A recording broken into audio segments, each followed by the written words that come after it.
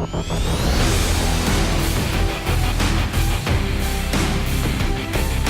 welcome to another edition of 151. How are you doing out there, friends? It's a very special episode as we're going to do something we've never done before.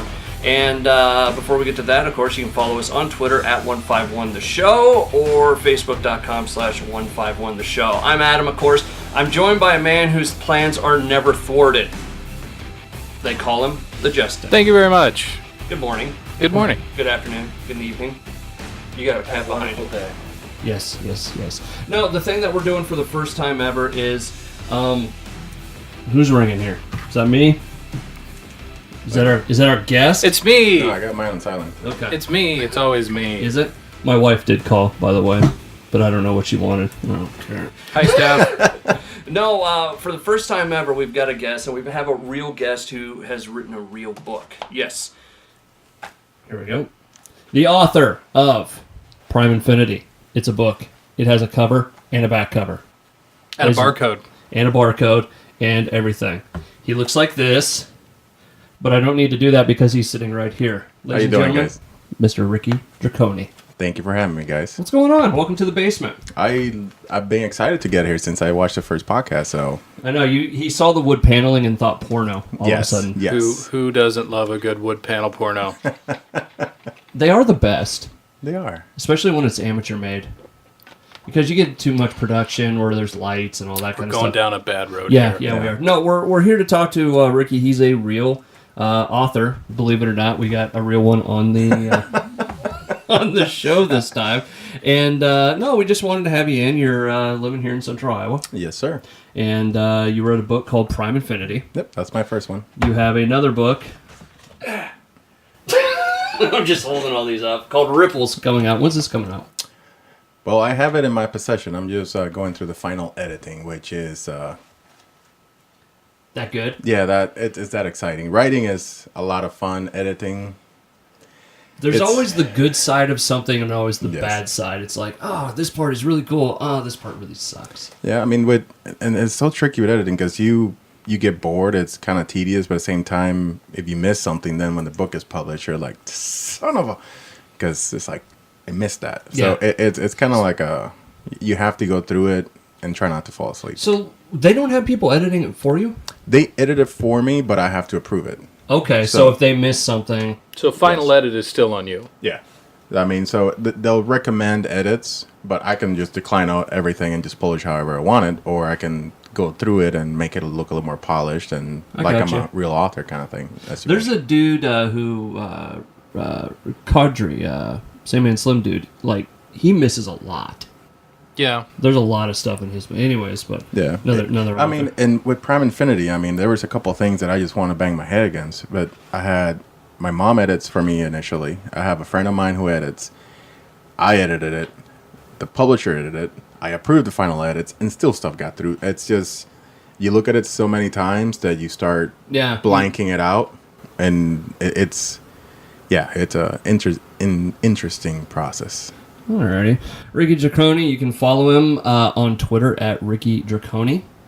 We'll put a little thing in the corner here, and you can check that out. But no, we met over Facebook a couple months ago. Yeah. Started talking a little bit. You've come in and done the other show. You're kind of all over the place. You got this book.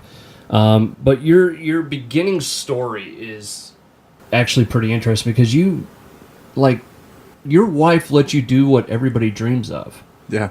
Of quit your job and go do this. Yes. I've been writing since I was a kid, and like I still remember my first short stories about like attacking crickets that made a lot of noise.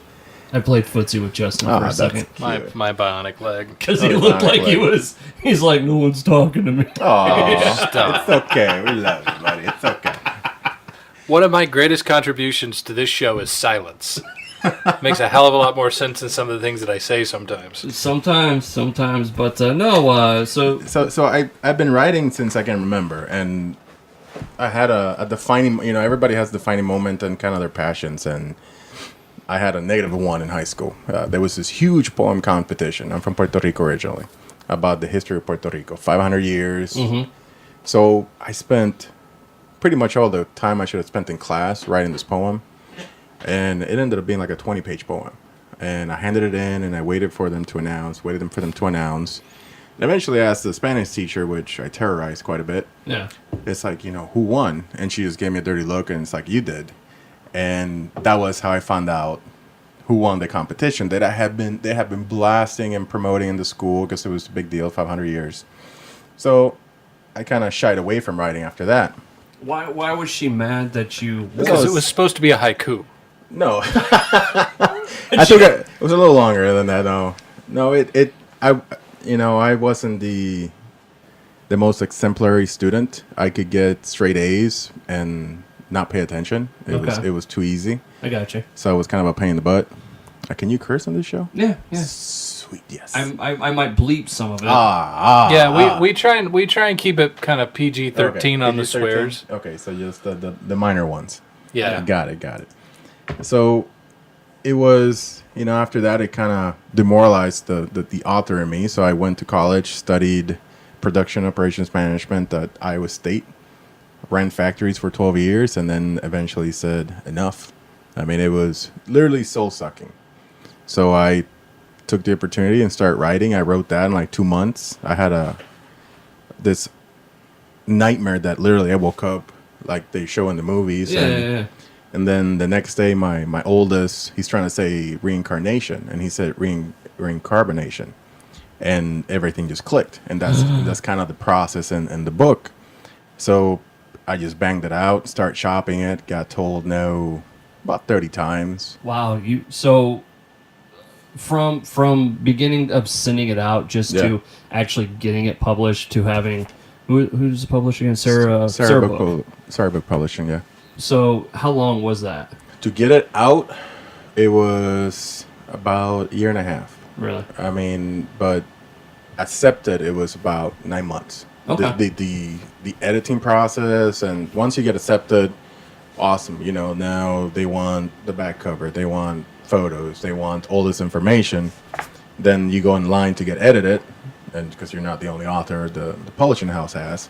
And once they get it out, they send it to you, and then you go through the process I'm going through right now with Ripples.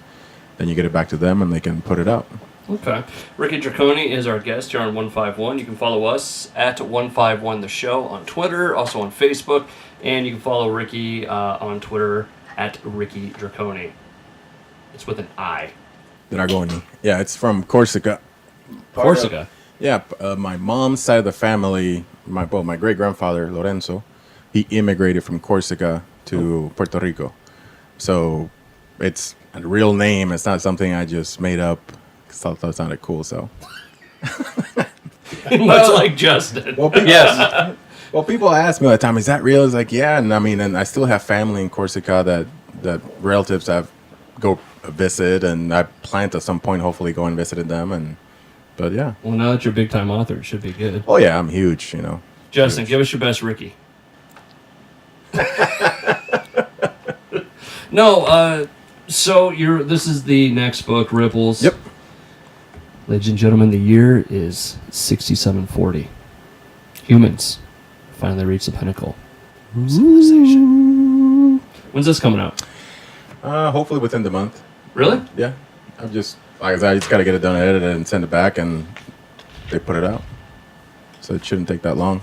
So you got Prime Infinity, you have Ripples. Yep. Are they connected? Are these a series? They're different worlds. I mean, Prime Infinity at some point, I know I'm going to come back to the story and do a follow-up, just the way it finishes and the amount of characters that I have that I want to develop. This has got a brutal ending.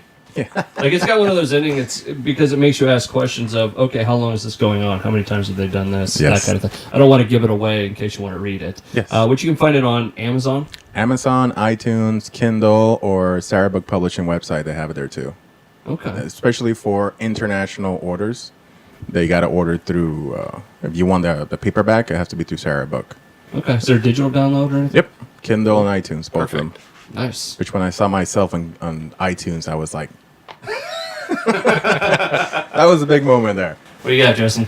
I told you, man, for the interview stuff, man, it's all you. I'm here to be a pretty You're like the face. sci-fi fanatic. I mean, you are the. I am, and I want to get through all the foundation stuff, and then Before you start peppering him with every question. Yeah, imaginable. exactly. Why is there a hole in your story right here? Okay, No. You missed a comma. I am a big fan of the Oxford comma. Yes. You know, it's something I think about at night. All right, so we've covered ideas of where Prime Infinity came from. Yeah. A dream, right? Yeah, it was a nightmare, but yes, a dream. Nightmare. Then the kid does reincarnation. Excuse me. Yeah. At what point were you writing this and we're like, man, I'm getting into some dark stuff? Because there is some dark stuff in this book. I mean, everything from, coming back to life. I don't think that's really giving much away, right? No. I mean, reincarnation is... It's a play on words of reincarnation. Instead of... We're carbon-based organisms, and so instead of focusing on the spiritual side of that, it's more on the physical side and being able to transfer the mind, the soul, whatever you want to call it, to a new clone body. So that's the big technology, big premise, and it's something like, when I was at this festival, people were asking, what kind of book do you write? I'm like, I don't know the kind of books I write. So it finally settled on speculative fiction. Because Is that what you call this? yeah, because I mean, there's the roots of the book are stuff that are actually happening today. The growing of organs in laboratories, the technology to clone an organism is there. So it's just what happens if we go too far down a certain rabbit hole, and that's kind of the same thing with Ripples. I like books like that. I like the fiction. I was telling people, when you saw Star Trek, The Next Generation, the doors would open automatically, and people would watching it was like, oh my God, what technology! Now you go to Walmart and two doors do the same thing, and nobody thinks twice about it. So I like the science fiction, the fiction that is plausible, that is something that you don't have to immerse yourself in a new world. I gotta ask, Yeah. just for being from Iowa, the hospital at the beginning is Blank Children's, right? Yes. Yes, I got it. Well, I was reading it, and it starts out, and he's, Lake Hospital in Iowa and all this, and it's like, I think he's talking about Blank Children's. Yes. Well, I mean, the best way, the easiest way for me to write something and make it credible, at least in my opinion, and from what I like to read, is basing on something I've seen or lived or experienced. Yeah, that's kind of absolutely. rule one is write what you know. Yeah. So don't, I try not to imagine too much. I like to describe reality, but twist it. I love Dali and MC Etcher as, visual artists. So I like to think of myself a surrealist, but of the written word. So it's the truth, but it's just twisted. So visually, there's your couple of influences. Who do you like to read? Some of growing up, which is really the ones that stick to you. You read a lot through your life, but the ones you read as a teenager. Dr. Seuss. I never knew about Dr. Thing Seuss one until and thing I two. came here. Really? Really? They don't have Dr. Seuss in Puerto Rico? No. I discovered that when I got here, and it's like, who is this guy and why is he so popular? Wow. I'm reading Cat in the Hat every single night right now. Little ones. Yeah, both of us. Yeah. What age? She's just about 4. Okay. And you're so one-ish? One. Yeah, a little over. Mine are 11 and 8, so I don't have to. Yeah, I you're just gotta done. You're scream done at them, with. go to bed. He's reading them exactly. ripples and Yeah. letting them Well- find the edits in it. Exactly. Dad, you're missing a damn comma again. Well, my oldest read Prime Infinity, and he liked it, and he came up like, oh yeah, I found a typo. I'm like, it's like, don't tell me that. No supper. Go to bed. Go, keep reading, or ignore it. You know what I meant. Just keep reading. So but he's going to 7th grade, and his 6th grade literacy teacher was a little bit of a. I think she had aspirations of being a college professor. So she was quite the ball busters with the kids. And for his last book report, he read Ripples and did a report on it. Just a little dig back, because it was painful all semester, all year with him. Hey, guess what? My dad's a published author. Pretty much. So, no, who else you reading? I love Edgar Allan Poe. That's who I read a lot when I was a kid, a teenager. Gabriel Garcia Marquez. He wrote 100 Years of Solitude, Noticias de un Náufrago. He's from South America. So I got exposed to different literatures being where I'm from. Currently, I love Jim Butcher. Yeah, we're both fans. I love him, and I love one of the things I kind of like from him. Like he'll diffuse tension with humor, so I like to use that. That tool. There is a butthole joke in Yes. Prime Infinity Yes. Nice. that made me like laugh out loud. Type funny. So No, you just kind of made me think of a question, and we're talking to Ricky Dragoni. He's the author of Prime Infinity. Soon coming Ripples, which I don't know if you can hear that. It's laminated. Yes, it's fancy. But you can follow him on Twitter at Ricky Dragoni. You just made me think of a question. You know, you talk about these different authors, you know, from South America, Puerto Rico, and stuff. What's sci-fi or fantasy like? Because here in the States, it's kind of the same thing. I mean, it's not all exactly the same, but it's not. I mean, there's a kind of a common thread there, I guess. It's probably cultural more than anything. What's a South American sci-fi book like? I mean, is it a lot different or? But what I've found, like South American, Central American, or European literature, there's not always a happy ending.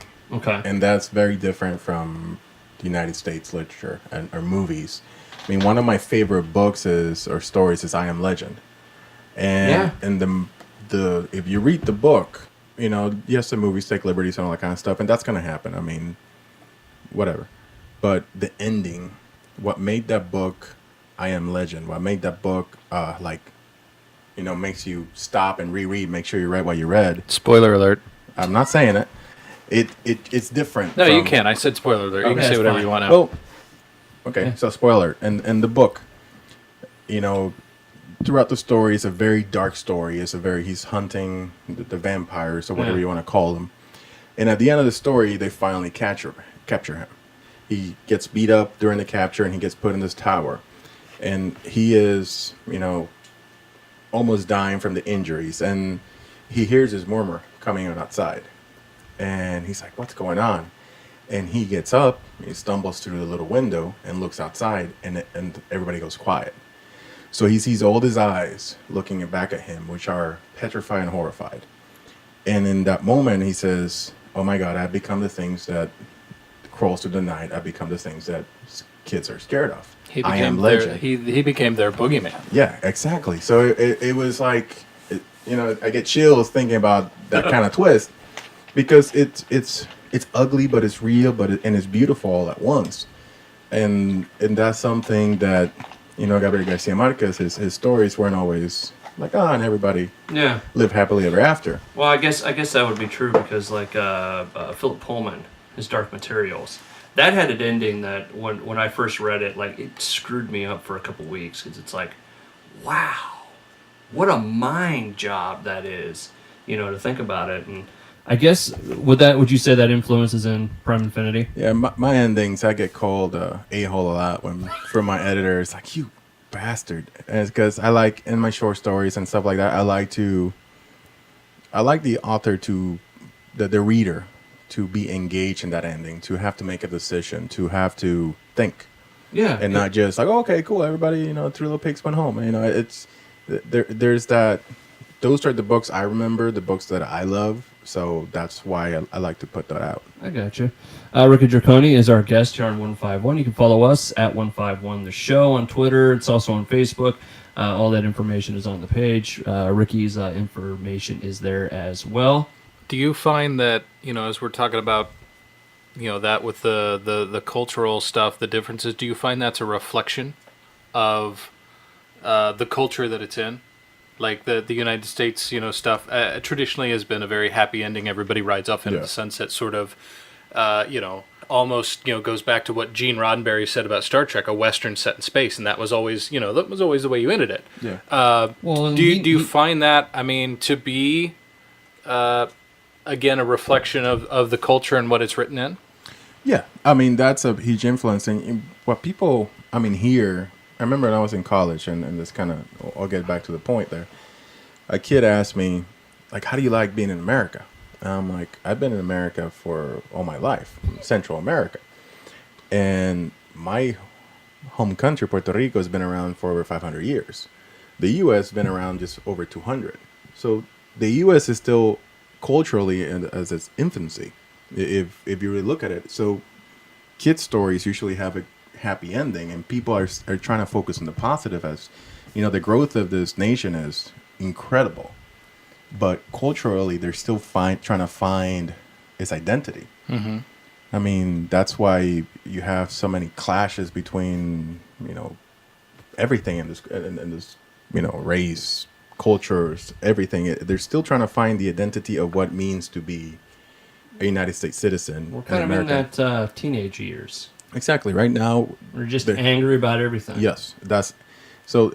The literature, I think, follows that path, that reflection. There's authors that try to make you think.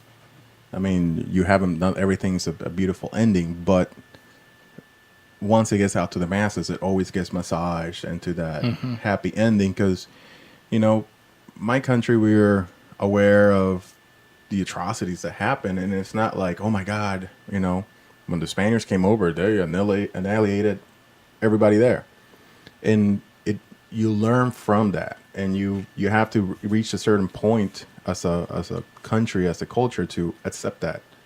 And it's like, okay, it's part of our history. It was ugly, but it's part of it, and we have to recognize it. We have to learn from it. And that's the growing pains the U.S. is going through a lot nowadays, is that they don't want to acknowledge the ugly parts. I mean, it's like, no, it didn't happen like that. No, it was nice. No. And you have to own it. You have to. That makes that the ugly, the good things and the bad things that happen to you in life is what defines who you are. And a nation has to go through that process too. Wow, we got deep. Sorry. Well, revisionist history is a heady subject. What can you say? Yeah. Well, history is always told from the side of the winner. The victors, exactly. So it's always skewed. Oh yeah. No, absolutely. I mean, yeah. Nobody hears from the losers. So. I mean, and they shouldn't. That's right. They wanted to be heard from. They should have won. Yeah. Exactly. Maybe you should have tried a little bit harder. Exactly. That's mean. I apologize. No, for it's my okay. actions. It's hilarious, man. It's funny. All right, so Prime Infinity is out. Ripples is coming out. What else you got going on? Well, I'm working on. I have already finished a book called The Angel Madman, which hopefully should be coming out next year. It's kind of a book a year. Okay. The speed, and that one, I think I'm. Is it a sequel to either of these or anything? No, it's. The you story, just got too many ideas in your head. Yeah, I do. I mean, and the stories just come out when they want to come out. Yeah. I can't say, okay, I'm going to sit down and write about this. I've tried, and it's really hard when the story is pushing in the back of my head and driving me insane, and reality becomes a little blurry because I think I'm in the story. And it's like, okay, I got to write this or I'm going to lose my mind. So the Angel Madman, that one was inspired by a lot of local events and life experiences. It's kind of like my modern day Don Quixote kind of book, and I love these books. They're great books, but that one is so personal that it's really, I'm really proud that I even wrote it, because it's a hard topic. About a year and a half ago, there were a couple girls here in Urbandale that committed suicide, and you had Robin Williams. And you have all this talk about mental illness, and everybody's like, we got to talk about it. And then 2 weeks later, it's like, hey, what are the Kardashians doing now? Yeah. So people forget. So in The Angel of a Madman, I tell the book there's two main characters, and I tell them from both perspectives. And it's not like a Kill Bill kind of thing where you go over it. Every time the story advances. So there's parts that you only hear from one character, and there's parts you hear from both. So the one character, it's called Brackett. He's just escaped from a mental institution, but he sees the world in sci-fi. That's. Oh, really? So everything, he thinks he's an intergalactic spy, and he was in a Max prison, whatever you call those, and that's how he sees life. The other guy is kind of the black sheep of the family. It's going through a very dark stage in his life, and they meet in a very funny way, and then a friendship evolves. And it's not just the guy that is down on his luck, the Sancho Panza kind of character, taking care of the crazy guy. It's a symbiotic back and forth relationship. And, like the beginning of the book, and I'll tell this because I think it's funny and I like it, and people, so you guys better laugh. Get ready, Justin. Okay, so the main character, Brackett, Escape, he jumped out of the train. He's in Pecos, New Mexico. He's hungry. He's been scoping out the convenience store. So he thinks he has the ability to become invisible. Through his training as an intergalactic spy. So he decides to strip naked and walk into the convenience store. And he starts grabbing food and getting stuff. And all of a sudden, of course, people see him. And they notify the owner of the store. And they come to get him. So in his mind, he thinks he got spotted because the customer that saw him was a lizard being. So he sees an infrared. That's the only reason he was spotted. So he makes a dash out of the store, carrying all the stuff, running through this podunk town to New Mexico, which the geography worked. And I don't know why I chose Pecos, New Mexico, but my brain told me. And there's actually a train station that goes from Las Vegas, New Mexico to Pecos. In Las Vegas, there's a mental institution. Oh, geez. So it was one of those like, okay, I don't know who came and told me this, but I'm writing it. So he's running through town. He runs to the backyard. And then the other character, Gabriel, he's sitting in the front porch, hungover out of his mind. Which we all know something about. Yes. I mean, he is literally trying to drink himself to death. He's out how darkest in his stage is. And he's having some coffee. And all of a sudden, here comes this naked dude carrying a bunch of food through his backyard. The guy drops his stuff, and he climbs up a tree with just one piece of food they had, like a little candy bar he had in his mouth. So the other guys come, they grab the stuff, and they leave. So that's how the characters meet. So Gabriel goes over, and you're like, okay, what the hell's going on here? He looks up. He gets to know Brackett very intimately right away from the angle, and he gets him down, and he kind of... So you're Jewish. So that's how they meet, and then the story, it has very funny parts, it has very sad parts, it has very real parts, it has very dark parts. I mean, well, a dude that sees the world in a sci-fi light, that would be. Yeah. It's kind of sad, but it's funny. Yeah, I mean, and as you hear the story, you figure out how he got there, and how they kind of help each other, and it but those things that happen locally, my dad was bipolar. And he died in an accident. I think it was more of a opportunistic suicide kind of thing. So there's a lot of me in that book. There's a lot of personal experience. And are you the naked man in the tree? I'm a little bit of both. Okay. I'm a little bit of both. And it's not saying he hasn't been naked in a tree, just maybe at some point. That's how he met his wife. No, so that one's coming out next year. I'm working on a script. The dude from South Africa, right? Yes. Kahwa. Say his name. Kahwa. Say it again. Kahwa. Sure. Yeah. like we can tell if he's wrong. No, I actually messaged him like, how do you say your name properly? Because it's one of those names with a lot of consonants and very few vowels, and it's like, how in the world do I say this? But we met through Twitter, an awesome guy. He used to be a professional rugby player, and I used to play football. So we kind of both bonded over liking to hit stuff with our heads. And then he runs the field for a vineyard. So, wow. So through my writing process, there's a lot of wine and a lot of either wine or vodka 7-Ups, and this one gets a little darker because there was a little more vodka involved than wine. Ripples? Yeah. Yeah, what's Ripples about? Well, Ripples is weird. This one I like to play with. I just hit myself in the head with this. Aww. It's like a boom. Sharp corners. Be careful. So in Ripples, I go more out in the future, and Prime Infinity is just a little bit here. Go almost to the year 7000. So the idea is, and this is a true thing that we deal with today, is the fear of being different. As a culture, as species, we, instead of celebrating our differences as something beautiful, as what they are, we fight over them. We demean each other over them. We degrade each other over them. And So, and Ripples is so far in the future, and those fears and those fights of discrimination, hate crimes, sex crimes, has driven us to be this like homogeneous, beautiful, perfect species that nobody fights about anything because everybody looks kind of the same. So you go to a lab and you say, okay, I want my kid to be one of these 4 shades of light brown. I want my kid to have these eyes, this hair, and boom, you have a baby. But in the process of that, and you know, that kind of stems from like right now, you can go to the doctor and alter the genome of your baby when it's in utero and have it come out as you want. That is happening today. So it's not like completely fantastic, but this is taking it to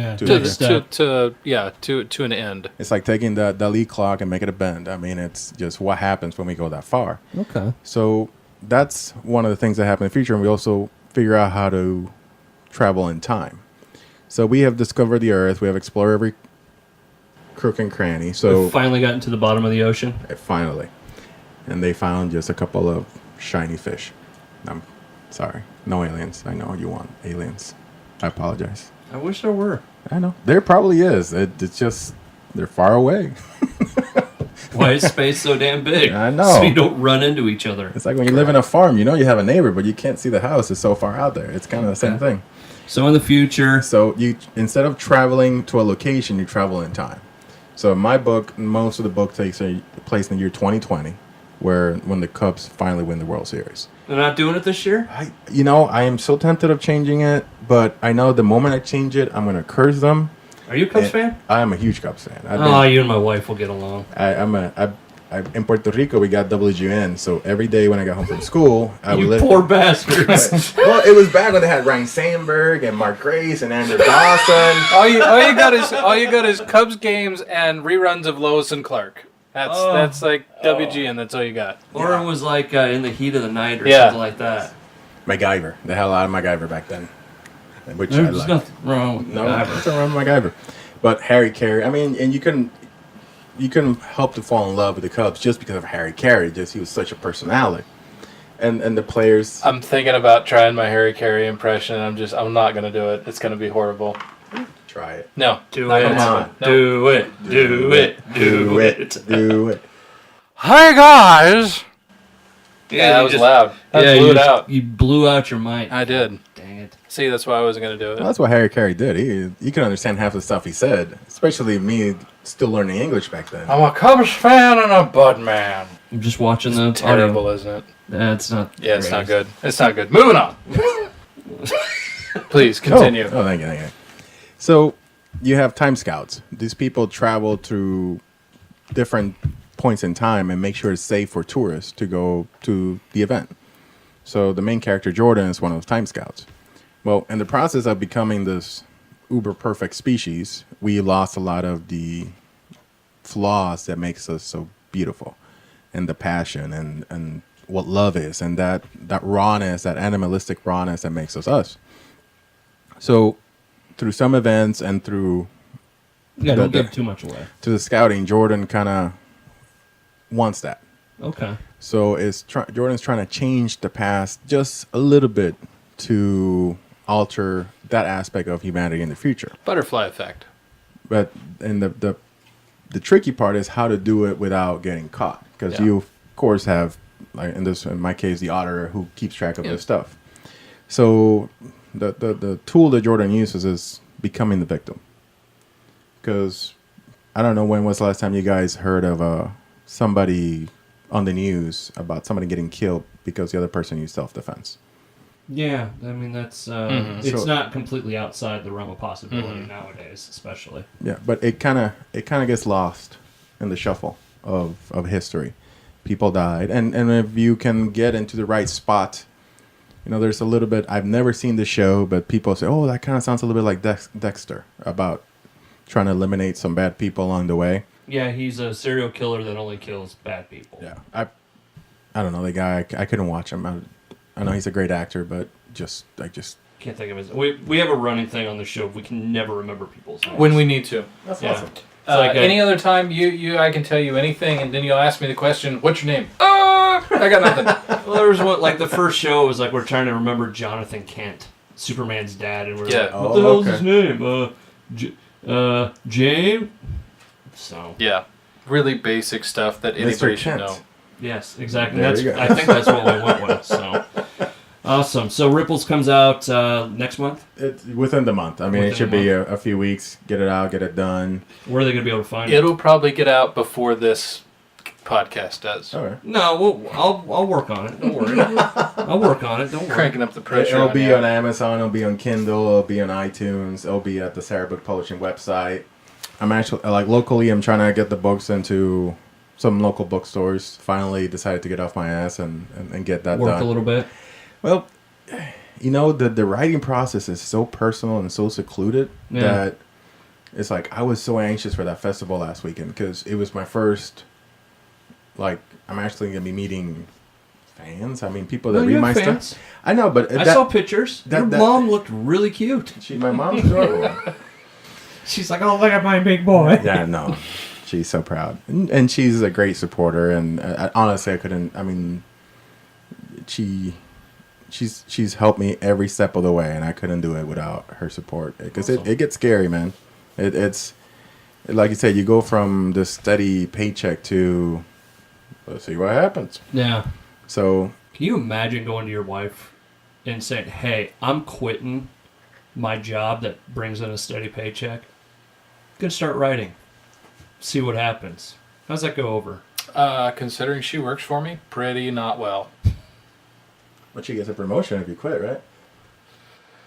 Fair enough. But then she's got to answer my cell phone. I don't think that she'd probably go for that. Ugh, Probably can't- quit and protest. I don't think I'd even try. I can't. I mean, I'm jealous of you on that, man. I mean, you did what a lot of people want to do, and that's go after what you want to do. Steph, Sheena, we're gonna quit. We're gonna do this full time. Yeah, podcasting full time all the time. From This is it. from the basement. It would be our basement because we would be divorced and living together.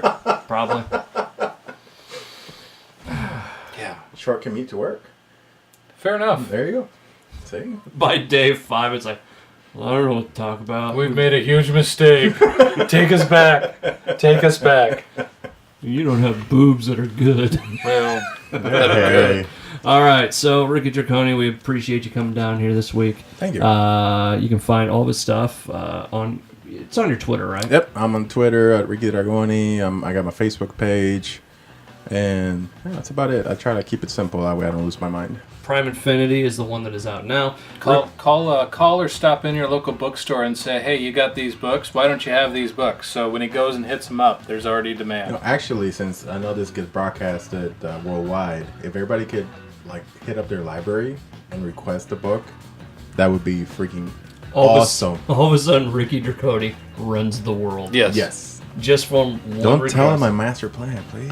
I don't want to crush it here, but we have tens, maybe dozens of fans, but that's it. Think about this for a second as a story. I want to see this, and I want to forward in the front. Okay. A guy that does that plan, and it works. Okay. And he's like, holy... What do I do now?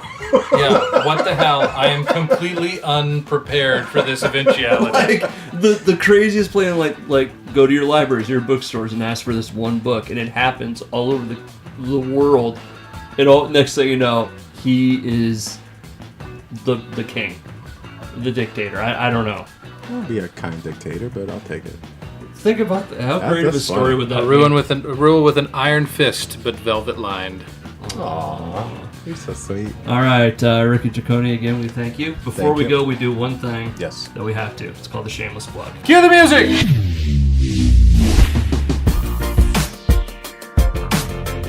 All right, so part of it, of course, is this whole thing has actually been a shameless plug Little bit. for Ricky Dragoni and I appreciate you guys having me. SarahBookPublishing.com.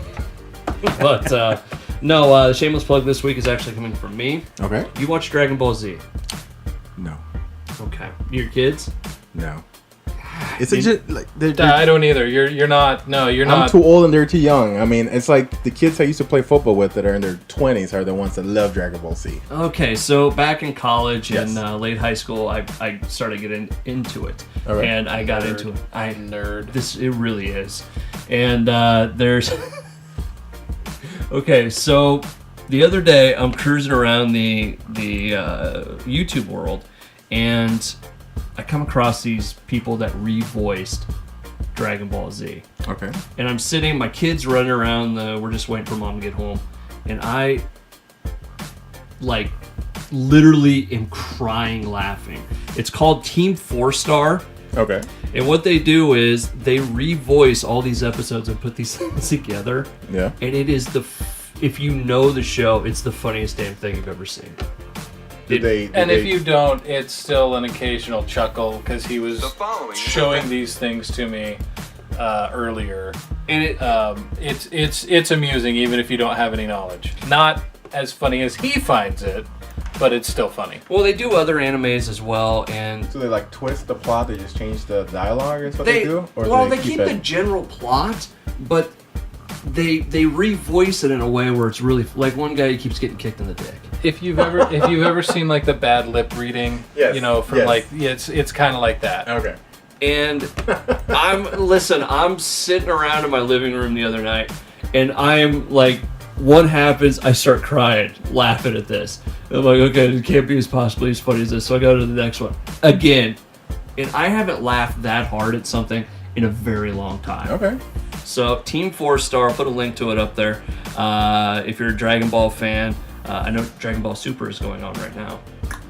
Real nice. I would love to be excited about that, but I have no flipping idea. What is he talking about? I don't know. Okay, cool. Thanks, guys. No Yeah, problem. you're welcome. Anytime. So- Anytime. We're here. All right, that's your shameless plug of the week. Do not buy this.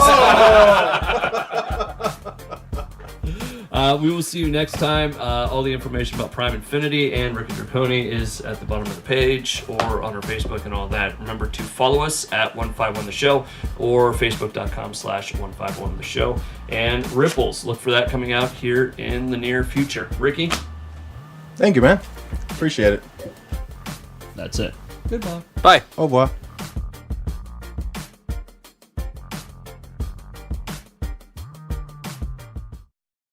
If you like this video as much as Justin did, please make sure to follow us on these other fine media platforms.